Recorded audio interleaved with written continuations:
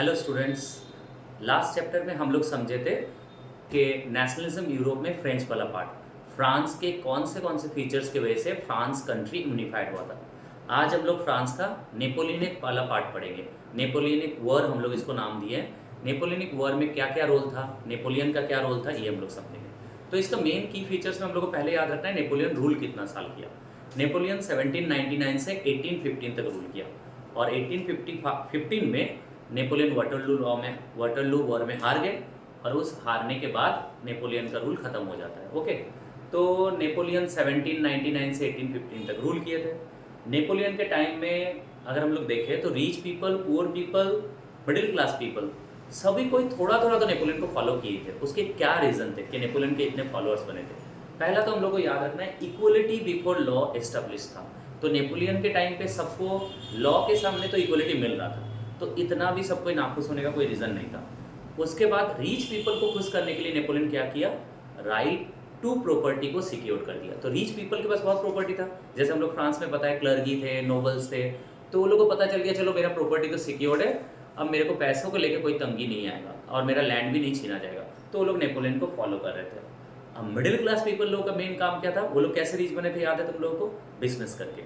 तो उसलिए नेपोलियन क्या किए थे, जो एडमिनिस्ट्रेटिव सिस्टम है उसको बहुत ही सिंप्लीफाइड कर दिए थे। अब ये हो गया मिडिल क्लास पीपल लोगों के लिए कि एडमिनिस्ट्रेशन अगर इजी होगा तो वो लोग आराम से बिजनेस कर पाएंगे।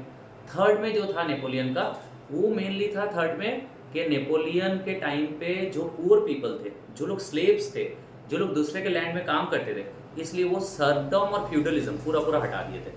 जब फ्यूडलिज्म हट गया तो आदमी को फ्री में काम तो करना नहीं पड़ रहा था और लैंड भी सिंप्लीफाइड हो गया, तो पुअर पीपल भी उसको सपोर्ट करने लग गया। नेक्स्ट पॉइंट में क्या आ गया, नेक्स्ट पॉइंट में हम तो बोल ही दिए तुम लोगों को, सर्वडम हट गया। मैनोरियल जो ड्यूज था, मैनोर को जो ड्यूज देना पड़ता था लैंड के मालिक लोगों को। थर्ड क्या था, ट्रांसपोर्ट और कम्युनिकेशन को नेपोलियन बहुत बेटर किया था। यहाँ से भी हम लोग को पता चल रहा है कि रिच पीपल लोग या मिडिल क्लास बिजनेसमैन लोग खुश थे नेपोलियन से। तो ये तो हो गया नेपोलियन कोड या नेपोलियनिक कोड ऑफ 1804। क्या क्या पॉइंट्स पढ़े हम लोग फिर से एक बार लर्न कर लेते हैं इजीली। अगर हम लोग याद रखें, रिच पीपल से पुअर पीपल तक मैनोरियल ड्यूज हट गया, सर्वडम हट गया, अच्छा फ्यूडल सिस्टम बंद कर दिया गया, एबोलिश हो गया। नेक्स्ट में हम लोग पढ़ेंगे रिच पीपल लोग के लिए राइट टू प्रॉपर्टी सिक्योर्ड हो गया था, ये एक बहुत अच्छा पॉइंट था।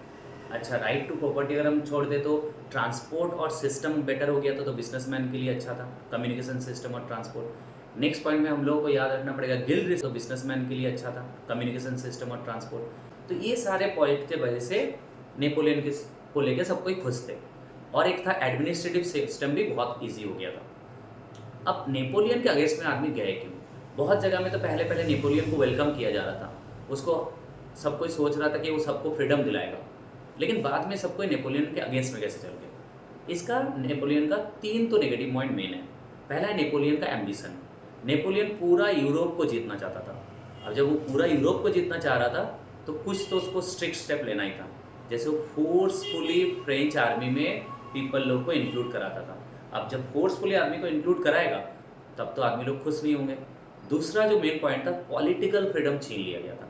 मतलब नेपोलियन को ही तुम लोग पकड़ लो, कंट्री का हेड मान लो, डिक्टेटर मान लो, मोनार्की मान लो, इस हिसाब से नेपोलियन को तुमको मानना पड़ेगा।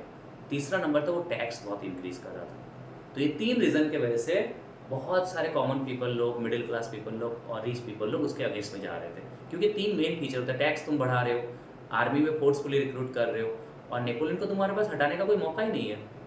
तो इसलिए नेपोलियन के अगेंस्ट में सब कोई पड़े, अगेंस्ट में सब कोई गए थे।